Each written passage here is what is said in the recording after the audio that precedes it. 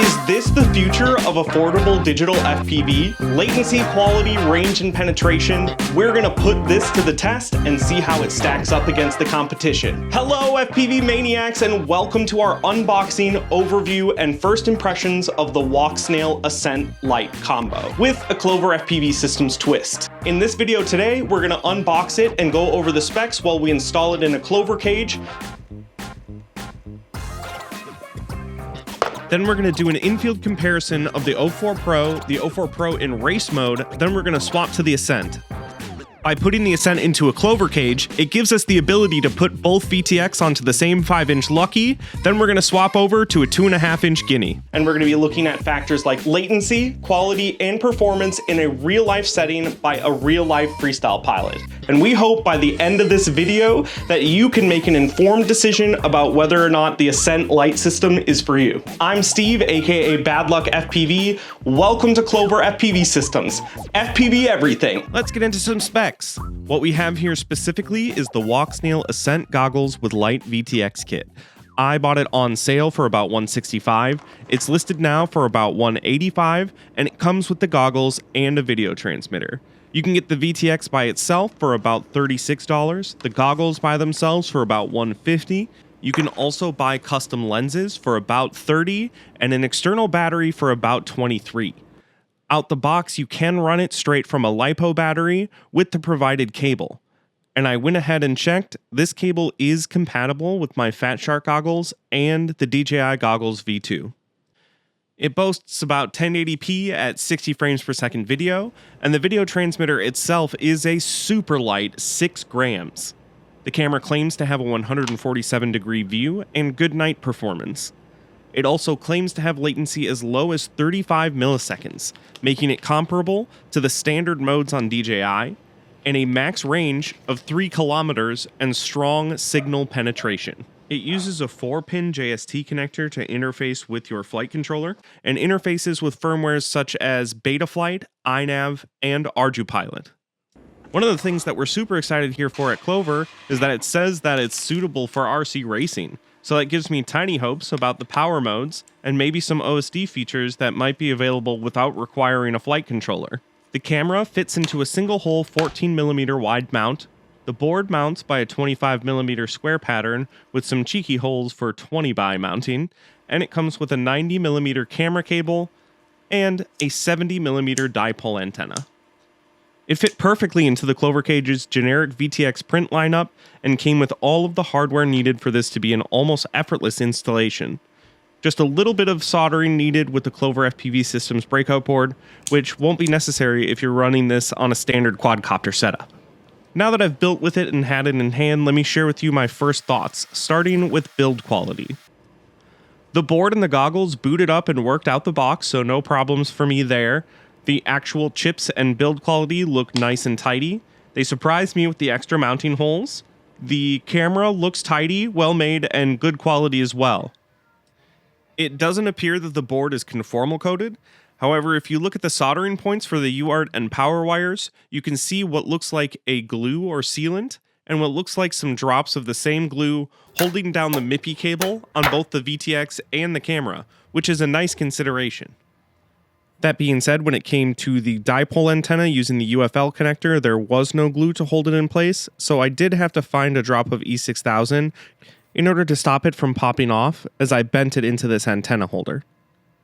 And here's the Ascent Lite built into a slammed Clover cage. One thing I would warn people about before they're going to build this is that mine needed a firmware update, and you're going to want to avoid my mistake of installing it all the way and then having to take it out in order to access the firmware update port, which is right here in the front and plugs in like this with this special cable. I warn you because the process of updating the firmware is easy, but checking the internet while you're doing that may result in gaining the information that a US citizen has been shot and killed by ICE in the streets of your city. And I thought I might turn my camera on and say something, but instead I was so sad and frightened that I wrote this down. In the middle of filming this video, I received the news that a random woman in my city had been killed in the streets by an ICE agent. I feel like quitting. The tariffs, the FCC, The war in Venezuela, Israel, Palestine, Ukraine, and now 2,000 armed ICE agents in the streets of my happy, peaceful city. And a bystander just driving through is murdered by those agents in a neighborhood just across the river from me. Just up the street from the school where my wife works. Shot by a man who doesn't need a gun to do his job. And if I could put something forward, I would want you all to take a deep breath with me and remember what we must resolve to be in times like this. I am peaceful. I persist, daunted, but undeterred. May we never let die the memories of those who serve as a reminder of the consequence of class warfare. Don't lose your nerve. Be the change you want to see in the world. Let your grief be temporary. Let your revolution be permanent.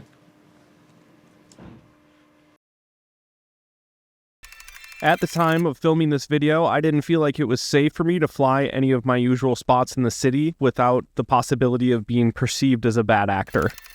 Luckily, within the week, we had a trip up north planned, so I decided to postpone and film up there. I hid all of my batteries and FPV drones in my luggage out of fear that we would run into anybody that was as trigger happy as Jonathan Ross.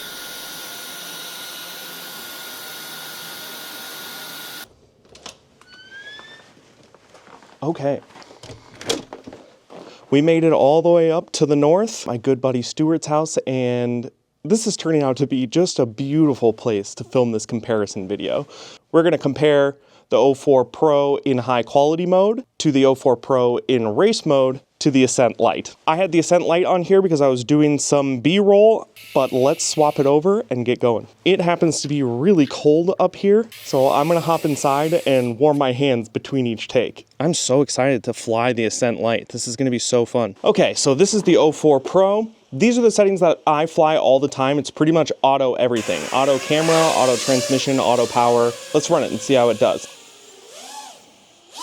Man, it's beautiful out here. For you guys, I'm going to be recording goggle view, and that's going to be the main thing that you guys are going to see.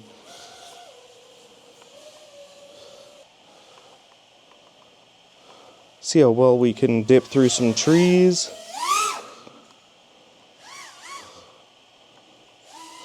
Do some dives. Even though it's mostly white and black out here, it's pretty easy to see those lines. We can go all the way out to the street. Even down the road, follow this power line.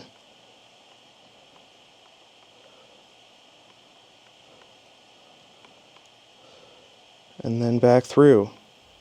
I'll be really interested to see if the Ascent can do that too. Let's just noodle around and do some stuff.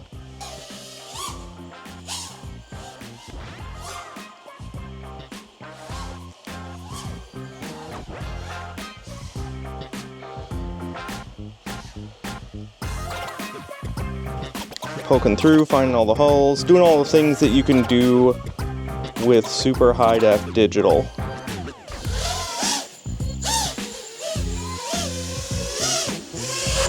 So that was a nice standard flight with Old Faithful. Man, I just love ripping around like that, and it's like a GoPro in my eyes. That's absolute butter for me. Let's let my hands warm up and switch this thing to race mode and see if we can feel a difference there. Okay, so we've switched her over to race mode. Let's put it up in the sky, poke around a bit, and feel out the difference. I did notice immediately when I changed it that I was like, oh God, the quality. Okay, strictly speaking, yes, you can feel the difference there. We're gonna do some more snap moves.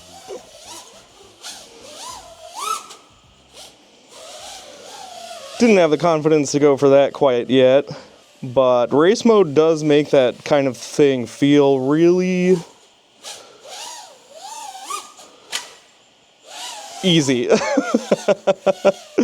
Let's see about some range and penetration if we go down the road a little bit. Noticing no, oh, there's some breakup. Oh, we're down in the red. Oh my God. I didn't see that at all. Yeah, see, that's a problem. It's a little bit of a tough environment because everything is so contrasty, and, you know, like, this is where ghost branches were born. As long as we stay close, we are shredded.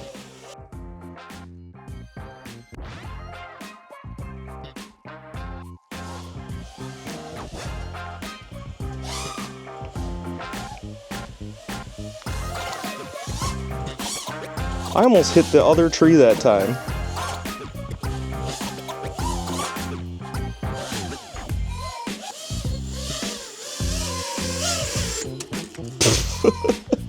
Nice landing. It is time, and I am very excited to fly the Ascent. Let's go inside and swap the Clover cage out. Okay, I have stoke in my body. This seems like it's gonna be really fun. One thing that's pretty cool about switching over between the two systems is that all of my OSD is already transferred over. Full disclosure here, I have been using the Ascent Lite on my cars in my house because a hidden feature about this thing is that it displays the voltage inputted to it in the goggles on screen. So if you're running straight off a battery, like on my RC cars, it reads out your battery voltage on screen. So I've been using it to drive around the house. Anyway, no more further ado. I'm so excited to fly this thing. Let's go. Let's see how it feels. A little bit of breakup on takeoff there.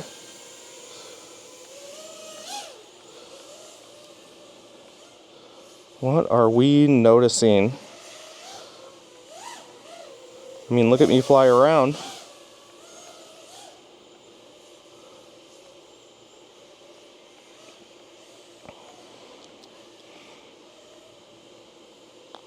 We are in the highest quality mode and the highest transmission power mode. Let's try that drive down the road. Oh, holy shit. That breakup is gnarly. Oh, that's bad. Oh, that's bad. Oh, that's really bad. Oh, that's really bad. Can I fly back?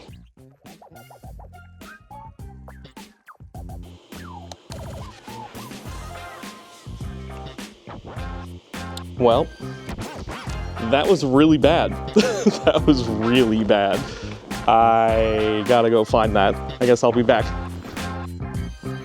Okay, so pretty easy to say that that is a kind of awful result. I think I can confidently say that that crash never would have happened if I was on analog, because I would have gotten more breakup before the signal started dropping. Like, the choppiness is pretty bad, but I want to give it a fair shake. I kind of just want to see if it can function for close range stuff, because it's not really designed for a quad this big.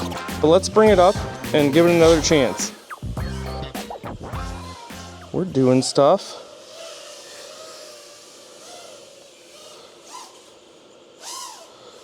Well, there's that.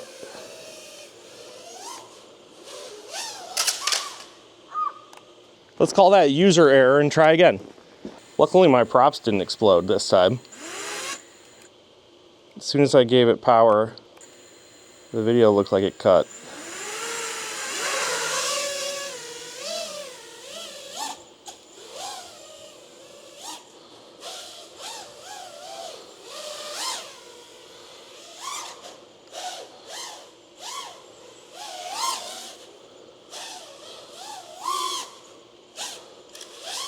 Not bad. Not bad, Ascent. Is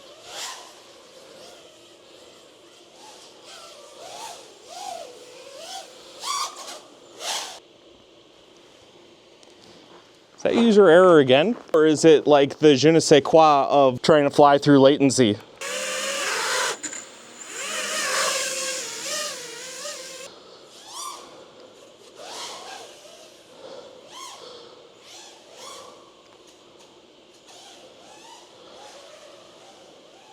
Let's see if we can fly through here at all.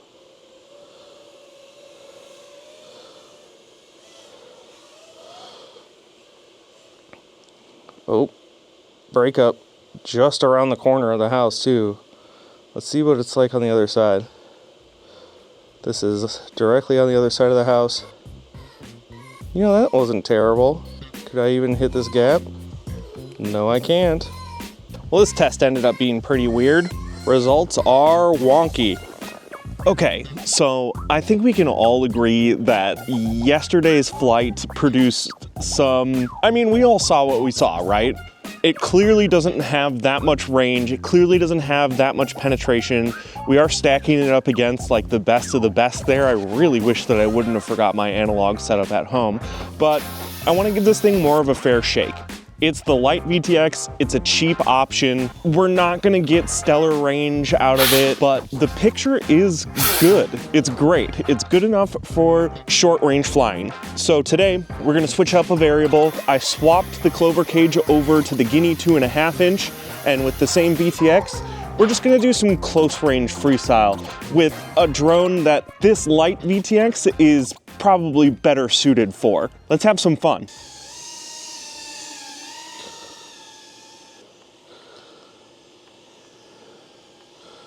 We're staying close, we're keeping good video.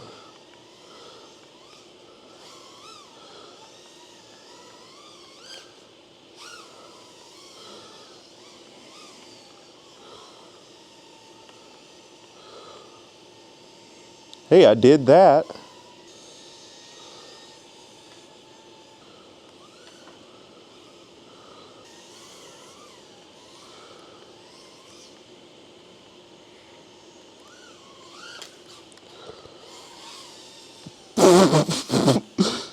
Hey, it was good enough that I could muscle my way out of that.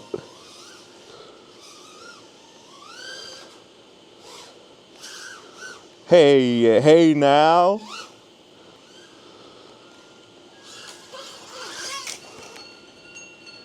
That was my fault. That was my fault. Ooh, my hands are cold. I'm gonna replace this battery and this prop and let's have some more fun. It's doing great.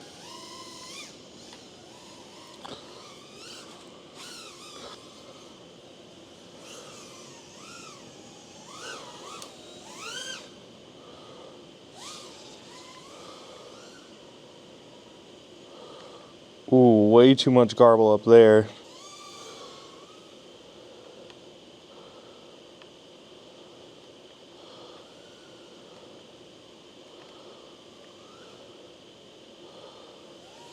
Hey, we did that.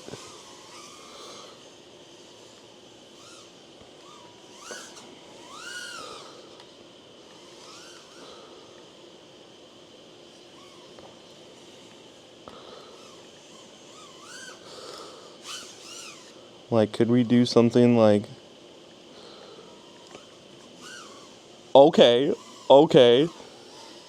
That felt nice.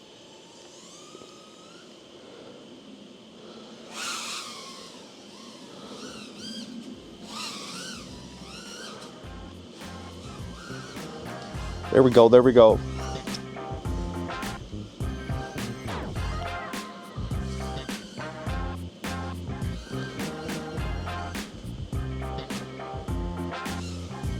That was fun. Oh man, I'm a little bit freaked out about flying through this stuff because I really don't want to have to walk. Oh wow, look at me seeing everything.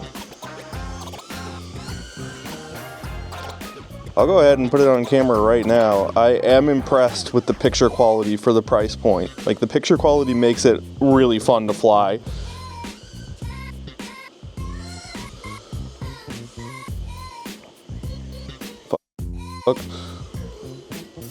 Okay.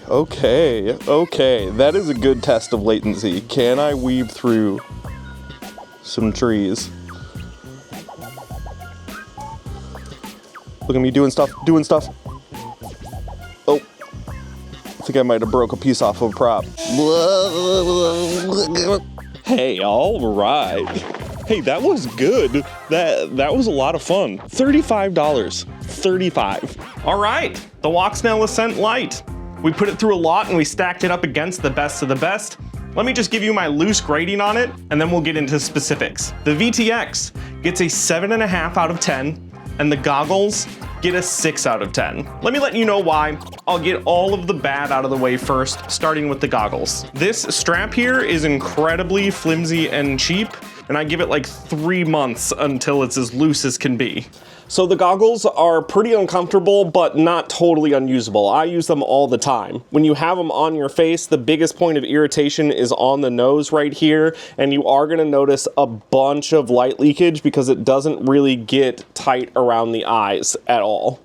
Ow. I should note that I did try to solve it by putting the foam from my DJI goggles V2 on it, and it did make them a lot more comfortable, but at the cost of these giant holes on the side. So anyone thinking they were going to solve it that way, you're out of luck without modifying them. I suspect that since this is just a Velcro-y surface holding it on, that some different foams will become available, but I'm not sure much care went into this design at all. I used to have a scar on my nose for my first ever set of FPV goggles, and I'm afraid this is gonna make them come back. The last detractor, it is a built-in patch antenna with no option to attach your own antennas. Let's get to the pluses. I think that the goggles look pretty cool. I am personally a fan of the light bar on the front. It provides vibes, which is just kind of fun. You can turn it off easily in the menu. They're generally pretty lightweight, which is a big help with the discomfort factor. I like that it's got a plug on it so that you can put the battery in your pocket. The screen is good. I have no obvious complaints about it. How the picture is when you're looking at it, everything looks clear and very detailed and flyable, with no terrifically weird colors or anything like that. The one thing I did notice is this one time that it was jumping around from color temp to color temp, but you can fix that easily just by locking your color temp. It displays the input voltage on the screen. A hugely underrated feature. This is so beneficial for ground vehicle or fixed wing pilots who are using very simple controllers and don't have an OSD protocol built in. If you're running your VTX straight off the battery, like I do with my cars, then its voltage shows up on screen, and you can even set up warnings for low battery based on it. It is so good. Analog cameras have had this since forever, and the Ascent is bringing it back. I generally like the UI here. It's pretty easy to just poke around and find things. I even found that these goggles have head tracking built in. This has head tracking built in. Why isn't that mentioned in any of the documentation? Are you serious? Which is very exciting. I'd love to see some documentation of how that can be used. The goggles get a 6 out of 10. I do recommend them though. They're good, borderline bad, but could be raised up to a very good, like a 7, easily with a different face foam. Let's move on to the VTX. I actually like it a lot, and I want to be generous to it, but let's start with the bad. Here's some quick ones. It doesn't broadcast in 4:3, which is just whack. The FPS maxes out at 60 frames per second, which is a problem for some people, not really for me. The default cables are a little weird with that 4-pin JST, but not unacceptable. The range and penetration test was pretty bad. I put a lot of trees and ground between the drone and the VTX, but even the cheapest analog VTX would have at least started fuzzing out before it just cut like that, or I would have been able to fly through the breakup. With the Ascent, it came on so fast and became so blocky and frozen that there was absolutely no hope of flying it back. Last bad comment, the noise in the garble in the picture is pretty damn ugly. There is a setting that I found here called 3D DNR, and if you set that to low or off, it does improve this. Let's transition to the good stuff. It took all them crashes without breaking, and I can't really say that something like an O4 Lite would have lived through this experiment. Really harsh conditions too. It was like -20 in the wind out there. Here's possibly the biggest thing. I would still recommend this system over analog for a beginner because of how quality it is at short range. Newcomers generally can't tolerate analog. If you keep it tight, then the latency and picture quality stay really usable and venture into damn good territory. Like, good enough for the normies. It's also worth it to say that the Ascent Lite has a replaceable antenna by the way of a UFL port, and that a more substantial antenna could be swapped in for longer range flight or better penetration. Leave a comment below if you think I should test the Ascent by swapping the antenna out and doing a long range flight with it. I would rate the picture quality as a 6 out of 10, where O4 Pro is a 10 and analog is like a 2. The 60 FPS footage, although grainy and garbled, looks nice and fluid. It's definitely good enough to shred with in terms of frame rate and latency. Generally, what I would say about the latency is that once I got warmed up into the flow state, I couldn't tell a difference between it and DJI. Race mode obviously felt the best, but it's not really all that different. Racers will feel it, and I'm certain that a racer on analog will have a better lap time than a racer on Ascent, but that's not what it's for. That brings us nicely to the question, who is this for? Based on my experiences here, I would say that the Ascent Lite VTX and goggle combo is perfect for beginners into FPV and FPV people alike who are looking to have a fun time with RC cars of all sizes and smaller quads in their yard and in their house using a cheap system that makes digital video transmission very casual and attainable. Its tiny form factor and minuscule weight make it ideal for micro quads and indoor RC. Since its limitations really lay in range and penetration, I would keep this on your smaller quadcopters that can't get out of range too quick to keep it good for freestyling in your yard or local park. It's got great build quality for the price point, despite a few ergonomic flaws with the face fit, and I think armed with what you've learned from this video, you can definitely use the Ascent system and have a ton of fun with it, and it's definitely worth the price point at $185 for the goggles combo and VTX. For some super lightweight, very reasonably priced, good quality digital video transmission. Especially because if you break a camera or VTX, it's only $35 to replace it. At the time of recording this video, they don't apparently sell just the camera, which is a bummer in case you break it, but in looking, I did find that they have officially listed their VRX for $99, which makes the VRX and VTX together only $135.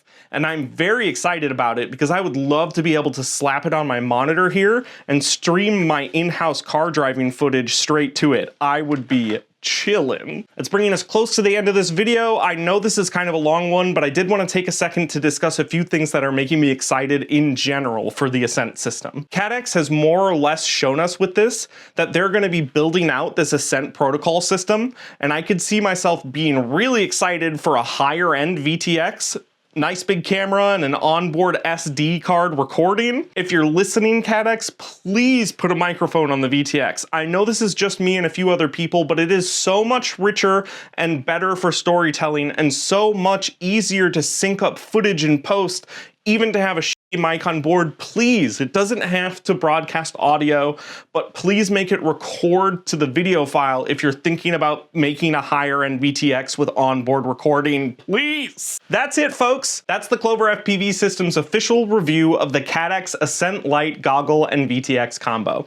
I definitely recommend checking it out if you need a lightweight, cheap option for digital video transmission. It's so nice to have a digital VTX that I'm just like $35. I bought this VTX and goggle combo for myself to review, but if Caddx has answered my emails, then there may be an affiliate link in the description below where you can get your Ascent system and support Clover. Please take a minute to hit a like on this video if you found it useful and subscribe if you want to see more from the official home of the FPV Maniac, where we are trying to expand FPV to all new frontiers. Clover FPV Systems is on a mission to make FPV as accessible, modular, and durable as possible. Check out our other videos and our website to learn more about our line of VTX swapping drones and our sets of 3D prints and files for bringing that same VTX to all of your cars, planes, and robots. Join the conversation and hang out with us in the Discord, and please support the mission by making a purchase at cloverfpvsystems.com or join the community of patrons who get all of our content early in an algorithm-free feed. My patrons are really the ones who enable me to continue doing this during these trying times living in St. Paul, Minnesota. In fact, before I finished this video, another US citizen was killed by ICE. Alex Preddy was killed in the streets for helping a woman who had been shoved to the ground by an ICE officer. The same officer that decided the unarmed woman was dangerous enough that she needed to be brutalized, shot Alex Preddy after he had disarmed him while his fellow officers had him subdued. In the mere hours after he died, the Trump administration labeled Preddy as a terrorist with a plan to inflict maximum damage to ICE agents. And we can all see that in his last moments, pepper sprayed and being subdued, the VA nurse asked if the woman was okay. And then he was executed and pumped full of bullets in broad daylight outside of my favorite donut shop up the street from my friend's work. Help women and die. That's what ICE stands for to me. The footage came up on my Instagram and it was so sickeningly brutal that I had a panic attack in front of our son, who we've been keeping at home because we can't protect him from what he might see if ICE were to target his school.